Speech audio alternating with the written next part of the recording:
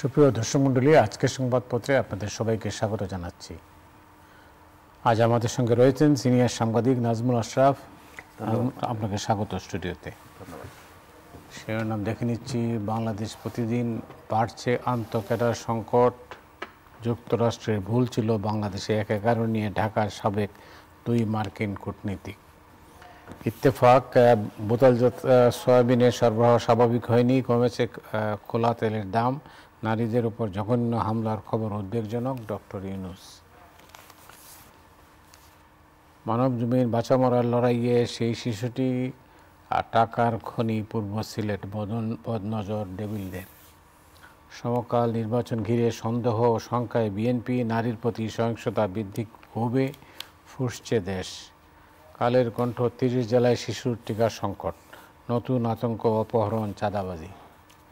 কালবেলা action শুরু বিচার বিভাগে, বিলুপ্ত নয় বৈষম্য বিরোধীদের নতুন কমিটি চলতি সপ্তাহে। আমার দেশ, স্পেন থেকে বেনজিরের রাষ্ট্রবিরোধী ষড়যন্ত্র, নারীর উপর হামলা, নতুন বাংলাদেশ চেতনার বিপরীত। সময়ের আলো, মুখে মধু, অন্তরে বিষ, ছিনতাইকারী ধরতে মাঠে নামছে অক্সিলারি ফোর্স। আমাদের সময়, ভোট নিয়ে শুরু, জোটের হিসাব, সহিংসতা ও অবমাননায় বিভিন্ন সংগঠনের উদ্বেগ। দেশ রূপান্তর, উন্নয়ন লক্ষ্যমাত্রায় আরও পেছালো বাংলাদেশ, নারীর উপর হামলা, নতুন বাংলাদেশ স্বপ্নের বিপরীত। করতোয়া শিশুটি সংকটাপন্ন, ডিসেম্বরের মধ্যে চায় 58 মানুষ নির্বাচন। দিনকাল নির্যাতিত শিশুটির অবস্থা আশঙ্কাজনক, নেওয়া হলো সিএমএইচে। প্রকৃত স্বৈরাচার নৈরাজ্য সৃষ্টিতে বিপুল পরিমাণ অর্থ বিনিয়োগ করছে। খবরের কাগজ, অপরাধীরা বেপরোয়া, সংকটাপন্ন শিশুটিকে সিএমএইচে স্থানান্তর। The Business Standard, Adani deal, government body for negotiating tax rebate, surcharge, coal price. আজকে যে কয়টা কাগজ আমাদের সামনে আছে, সব কটা কাগজেই হইল নারী দিবসের পর দিন, 8ই মার্চ নারী দিবস পালিত হলো, কিন্তু পরের দিনের কাগজের শিরোনাম হচ্ছে নারীদের উপর নির্যাতন। তো আপনি নিশ্চয়ই, এবং প্রধান উপদেষ্টা নিজেও বলছেন যে মানে নানাভাবে কীভাবে হয়রানিটা করা হচ্ছে, নারীদের উপর নির্যাতন বাড়ানো হচ্ছে। আর এই সাথে একটা বাচ্চা শিশু, 8 বছরের যে শিশুটা এখন সংকটাপন্ন, তাকে সিএমএইচে নেওয়া হয়েছে। জি, ধন্যবাদ মতি ভাই। এই শিশু ধর্ষিত হওয়ার ঘটনাটি এত বেশি উদ্বেগজনক, পীড়াদায়ক এবং মর্মস্পর্শী, যত খবর দিনভর আমরা দেখেছি। ঘটনাটি ঘটার পর থেকেই এই খবরগুলো গণমাধ্যম নানানভাবে তুলে এনেছে, কিন্তু তাৎক্ষণিক ব্যবস্থা না নেওয়ার কারণে তার অবস্থাটা বেশি খারাপ হয়েছে। ঘটনা ঘটার কতদিন পরে সরকারের নজর পড়ল, পুলিশ মামলা নিল এবং শিশুটিকে সঠিক চিকিৎসার জন্য সিএমএইচ পর্যন্ত আনা হলো। এই ঘটনা যদি দ্রুত নেওয়া হতো, একেবারে ঘটনার দিন থেকে শুরু করে স্থানীয় কর্তৃপক্ষ বলতে আমি যদি বলি থানা পুলিশ, তারপরে প্রশাসনের বিভিন্ন স্তর, এভাবে হয়ে হয়ে যখন সারা দেশে এটি ব্যাপক আলোচিত ঘটনায় পরিণত হলো, চরম ঘৃণা, নিন্দা, ধিক্কার জানানো শুরু করলো মানুষ গণমাধ্যমে, সামাজিক মাধ্যমে এবং বিভিন্ন আচার অনুষ্ঠানে, তখন সরকার নড়ে চড়ে বসলো এবং যা যা করার সেগুলো করলো। এই কাজগুলো যদি আরও আগে করতো, সময় মতো করতো, তাৎক্ষণিকভাবে করতো, স্থানীয় পর্যায় থেকে কেন্দ্র পর্যন্ত, তাহলে হয়তো শিশুটির মৃত্যুর ঝুঁকি এতটা হতো না। তারপর আমরা সবাই মনোবাক্যে দোয়া করছি শিশুটি বেঁচে যাক, সুস্থ হোক। কিন্তু এই ধর্ষণ যারা করেছে, এটা পারিবারিক সহিংসতা। আমরা জানি নারীর প্রতি সহিংসতার বহু ধরন, পারিবারিক সহিংসতা থেকে শুরু করে আপনি জনপরিসরে, পাবলিক প্লেসে যত রকমের নির্যাতন, হামলা, হয়রানির শিকার হয়। আপনি একটা দেশে যুদ্ধ থেকে শুরু করে আন্দোলন, রাজনৈতিক সহিংসতা, আইন শৃঙ্খলা অবনতি এবং অপরাধ প্রবণতা, এই সব ক্ষেত্রে কিন্তু সবচেয়ে বড় শিকার বা ভিকটিম হয় নারীরা। তো ঘরে বাইরে নানান রকমের অন্যায় শিকার তারা হয়। এটা বহু বছরের ইতিহাস। ঘটনার সংখ্যা কখনো কমে বা বাড়ে। এটি নিয়ে সামাজিকভাবে প্রতিরোধ বা প্রতিবাদ কখনো বেশ সোচ্চার হয় কোনো কোনো ঘটনাকে ধরে, আবার সেগুলো স্তীমিত হয়ে যায়। কিছু কিছু ঘটনা আমরা একরকম স্বাভাবিক বলেই ধরে নেই। ওই বাস্তবতায় যদি আমরা চিন্তা করি যে যেগুলো অরাজনৈতিক, যেগুলো পারিবারিক সহিংসতার শিকার, যেগুলো কোনো রকমের শত্রুতা বা সম্পর্কজনিত ঘটনা, সেগুলো এক ধরনের অপরাধ। সেগুলো ঘটার আগে সরকারের পক্ষে ব্যবস্থা নেওয়া মুশকিল, জানারই কথা না। কিন্তু ঘটার পরপরই কত দ্রুত সরকার ব্যবস্থা নেয় সেটি দেখবার বিষয়। এই গাফিলতি যে আগে ছিল না তা না, এখনো আছে, আগেও ছিল, কিন্তু যখনই ঘটবে এবং গাফিলতি হবে সেটা নিয়ে কথা বলতে হবে, সোচ্চার থাকতে হবে, সরকারকে, প্রশাসনকে, সংশ্লিষ্ট কর্তৃপক্ষকে চাপে রাখতে হবে। মানুষ এতটা বেপরোয়া হচ্ছে কেন? এর হয়তো সমাজতাত্ত্বিক এবং মনস্তাত্ত্বিক ব্যাখ্যা বিশেষজ্ঞরা দিতে পারবেন।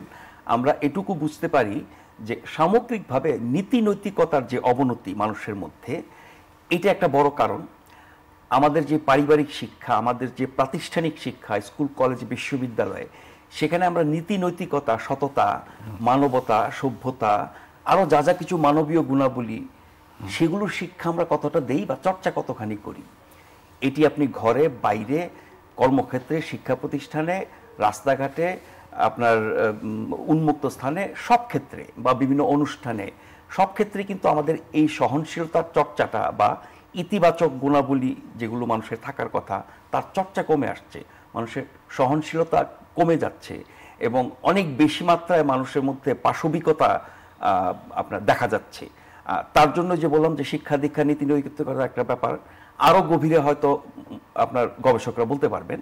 কিন্তু এর কিন্তু আবার একটা উপরি কাঠামো যদি আপনি দেখেন, সমাজটা কেমন চলছে, দেশের রাজনীতিটা কেমন, আমাদের সরকার কেমন, আমাদের শাসন ব্যবস্থা কেমন, আমাদের আইন ব্যবস্থা কেমন, আইনের প্রয়োগ কেমন, আইনের আশ্রয় নেওয়ার সুযোগ কতখানি, ন্যায় বিচার কতখানি, বিচার প্রক্রিয়া কেমন, এইগুলোর উপরেও কিন্তু নির্ভর করে এই ধরনের অপরাধ কমবে কি বাড়বে। একজন অপরাধী যখন জানে সে আজকে এই অপরাধটা করে কোনো না কোনোভাবে পার পেতে পারবে, ধরা পড়লেও সে জামিন পাবে এবং তার নানান রকমের প্রভাব, সেটি রাজনৈতিক, অর্থনৈতিক, প্রশাসনিক, সামাজিক, নানান প্রভাব দিয়ে সে বাঁচতে পারবে, তারপরও বিচার আচার যদিও হয় এটা দীর্ঘ দিন চলবে এবং তার শাস্তিটা ভোগ করতে করতে বহু বছর চলে যাবে, এর মধ্যে অনেক কিছু বদলে যাবে, সে হয়তো বেঁচে যাবে। এই বাস্তবতার কারণে কিন্তু মানুষ হয়তো অপরাধ করতে সাহসটা কম পায়। এখন এই ঘরোয়া বা পারিবারিক সহিংসতার বাইরে যদি আমরা আসি, আগের ঘটনা নিশ্চয়ই অনেক বলা যাবে, অনেক ঘটনা ঘটেছে, কিন্তু নিশ্চয়ই দিনাজপুরে ইয়াসমিনের ঘটনা আপনার নিশ্চয়ই মনে আছে। একটি হত্যাকাণ্ড দিয়ে গোটা দেশে কি উত্তাল অবস্থা তৈরি হয়েছিল, সরকার প্রায় পড়ে যায় মতো অবস্থা, এবং ওই সময়ের রাজনৈতিক বাস্তবতা আমাদের মনে আছে। এখন এরকম ঘটনা হরহামেশাই ঘটছে, প্রতিনিয়ত, প্রতি সপ্তাহে, প্রতিদিনই কোথাও না কোথাও ঘটছে। সেরকম প্রতিক্রিয়া সমাজের মধ্যে আমরা দেখি না। সেটি রাজনৈতিক, অরাজনৈতিক, সামাজিক, সাংস্কৃতিক এবং বহুবিধ আমাদের শক্তি আছে সমাজে, নানান রকমের প্রতিষ্ঠান আছে, সংগঠন আছে, সংস্থা আছে, তাদের তো আমরা সেভাবে সোচ্চার হতে দেখি না। এখনকার যে বাস্তবতা, এই অভ্যুত্থান পরবর্তী গত 7 মাসে, এখন সব ধরনের অপরাধের ক্ষেত্রে এই কথা প্রযোজ্য। আমি শুধু নারীর বিরুদ্ধে সহিংসতার ক্ষেত্রে বলে শেষ করব, এই যে মব ভায়োলেন্স চলছে, মব ভায়োলেন্সের বিরুদ্ধে সরকার, পুলিশ, প্রশাসন যখন নির্বিকার থাকে, কোনো ব্যবস্থা নেয় না, তাহলে এই মব চলতে থাকবে। এবং এই মবের দুটো বৈশিষ্ট্য আছে। কিছু কিছু মব করা হচ্ছে ধর্মের নামে, ধর্মের অপব্যাখ্যা দিয়ে, ধর্মের ধারে কাছে নাই, এরকম অপরাধীরা ধর্মের নামে নারীদেরকে হেনস্থা করছে। সাম্প্রতিককালে সবগুলো ঘটনা আমরা জানি, ঢাকা বিশ্ববিদ্যালয়ের ঘটনা, লালমাটিয়ার ঘটনা, এবং বিভিন্ন বাড়িতে নানান অজুহাতে হামলা করে মানুষকে হয়রানির শিকার করা। এই যে ঢাকা বিশ্ববিদ্যালয়ে কেন্দ্রীয় গ্রন্থাগারের একজন কর্মচারী একটা ছাত্রীকে অশোভন আচরণ করেছে, তারপর তার বিরুদ্ধে মামলা হয়েছে, তাকে ধরে নিয়ে গেছে, সেখানে গিয়ে মব টানা বিক্ষোভ করেছে, থানা ঘেরাও করেছে, তারপর সে জামিনও পেয়েছে। জামিন পাওয়ার পর তাকে রাজার হালে আপনার বরণ করা হয়েছে, অভিনন্দন জানানো হয়েছে, ফুলের তোড়া দেওয়া হয়েছে, হাতে কোরআন ধরে দেওয়া হয়েছে। এগুলোর ব্যাপারে সরকারের কোনো ভূমিকা তো আমরা দেখছি না। ফলে মব আপনি যত বেশি প্রশ্রয় দেবেন তত বেশি অপরাধ বাড়বে, এবং সেই অপরাধের একটা বড় শিকার হচ্ছে নারীরা। এবং এই মব ভায়োলেন্সের দুটো রূপ বললাম, একটা রাজনৈতিক রূপ, একটা ধর্মীয় রূপ। রাজনৈতিকভাবে মানে যাকে তাকে আপনি ফ্যাসিবাদী, ফ্যাসিবাদের দোসর, ফ্যাসিবাদের লোক বলে আপনি হামলে পড়তে পারেন, তাকে মারতে পারেন, কোনো অপরাধ নাই, সরকার নীরব, প্রশাসন নীরব। আবার ধর্মের নামে যা খুশি করতে পারেন, এখানেও সরকার নীরব। আপনি দেখেন রাস্তাঘাটে থেকে শুরু করে সারা দেশে বহু ঘটনা এর মধ্যে ঘটেছে।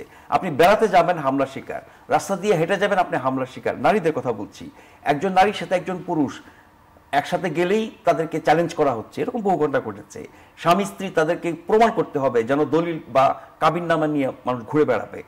বহু জায়গায় এরকম ঘটনা ঘটেছে। তার মানে নারীরা এখন কোথায় নিরাপদ? ঘরের সহিংসতা এক ধরনের, সেটি হয়তো পরিবারের সদস্য বা পুরুষদের বা অনেক ক্ষেত্রে নারীদেরও দায় থাকে, কিন্তু আমি বলছি বাইরের সন্ত্রাসের শিকার হওয়ার ক্ষেত্রে আপনি তো অন্য কোনো কিছু দায়ী করতে পারবেন না সরকারকে ছাড়া, পুলিশকে ছাড়া, প্রশাসনকে ছাড়া।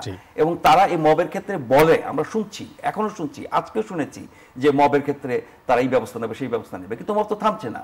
আর অতীতে যে মবগুলো ঘটেছে তার শিকার যেসব নারীরা হয়েছেন তাদের কোনটার বিরুদ্ধে ব্যবস্থা নেওয়া হচ্ছে? হয় নাই। তাতে করে তারা উৎসাহিত হচ্ছে। এবং এই ঘটনার প্রেক্ষিতে এবারের নারী দিবস, যেটি নারীদের অধিকার, নারীদের অগ্রগতি, জয়যাত্রা, ক্ষমতায়ন, এগুলো নিয়ে উৎসব করার কথা, এগুলো নিয়ে আরো নানান দাবি দাওয়া পূরণ হওয়ার কথা। অথচ এবারের নারী দিবসটি কলঙ্কিত হয়েছে এই মাসুমার মতো শিশু ধর্ষিত হওয়া এবং বিভিন্ন জায়গায় নারীদের লাঞ্ছিত হওয়ার ঘটনাকে কেন্দ্র করে।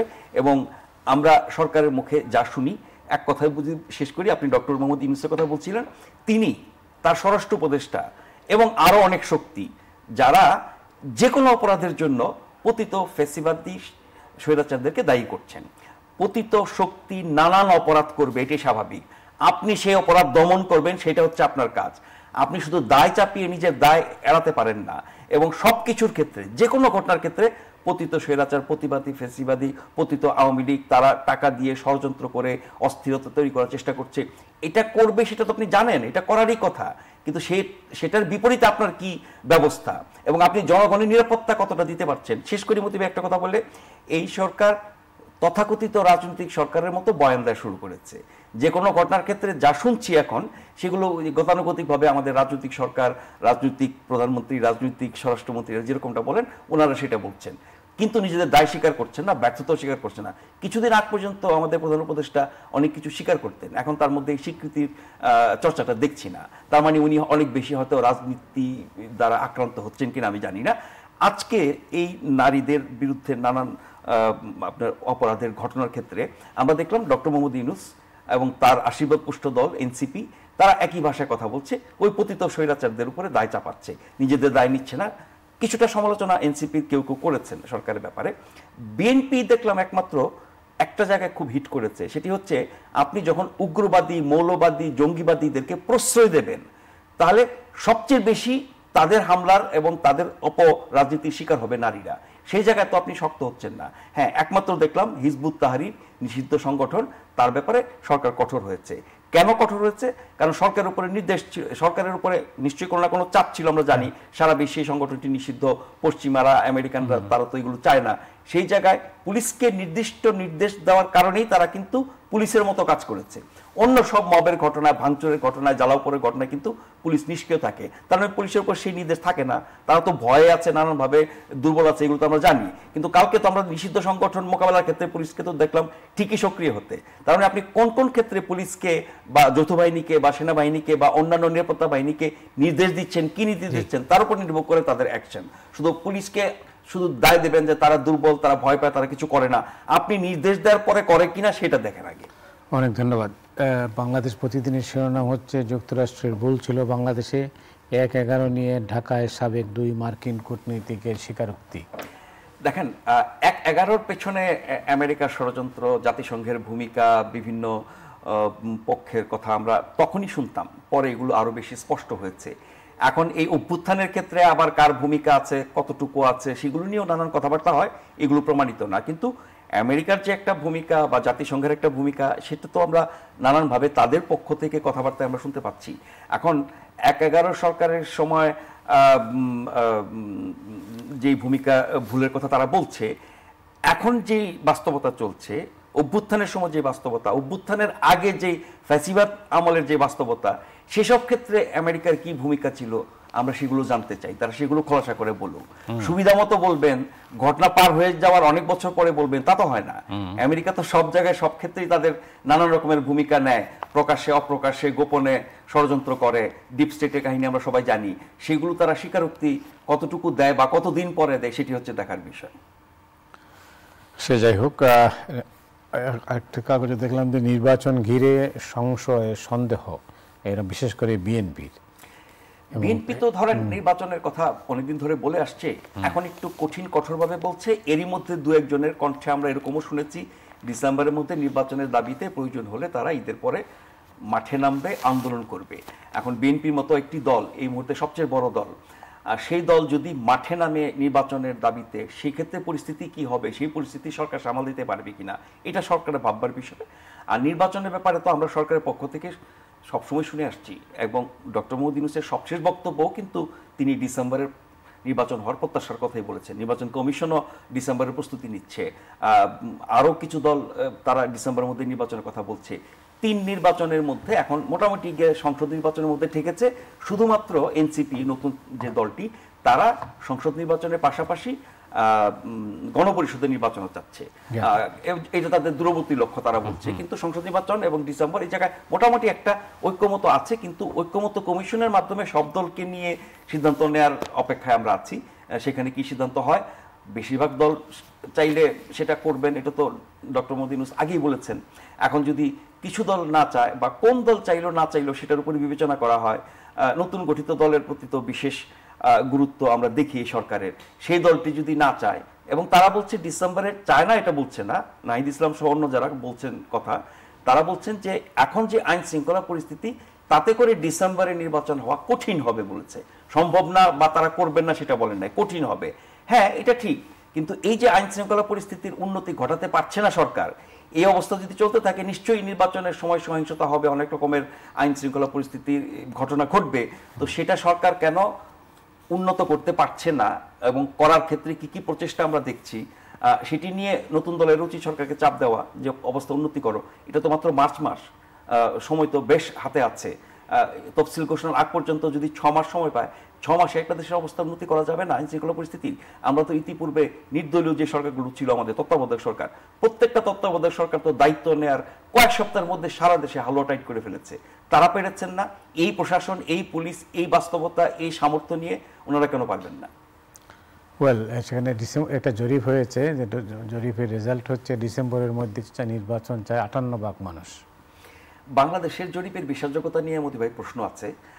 এমনকি আমেরিকার মতো দেশে বহু বছর ধরে যেসব সংস্থা জরিপ করে থাকে নানানভাবে এবং খুব সায়েন্টিফিক উপায়ে যে জরিপ করে, সেগুলো কিন্তু রিপাবলিকানদের পক্ষে গেলে ডেমোক্রেটরা মানে না, ডেমোক্রেটদের পক্ষে গেলে রিপাবলিকানরা মানে না। আর বাংলাদেশের জরিপের বিশ্বাসযোগ্যতা তো আরও নেই। কে জরিপ করছে, কিভাবে করছে, কোন উদ্দেশ্যে করছে, তার সাথে কারা যুক্ত, কাদের মতামত নিয়েছে, কোন এলাকার মতামত নিয়েছে, দৈব চয়নের কথা আমরা বলি, সেটি গোটা জনগোষ্ঠীর কতটুকু প্রতিনিধিত্বকারী, সেগুলো নিয়ে অনেক প্রশ্ন আছে। তারপরও আমি ধরে নিচ্ছি কোনো একটি জনগোষ্ঠীর, কোনো একটি এলাকার, কোনো একটি বিষয়ের হয়তো এটি একটি তথ্য।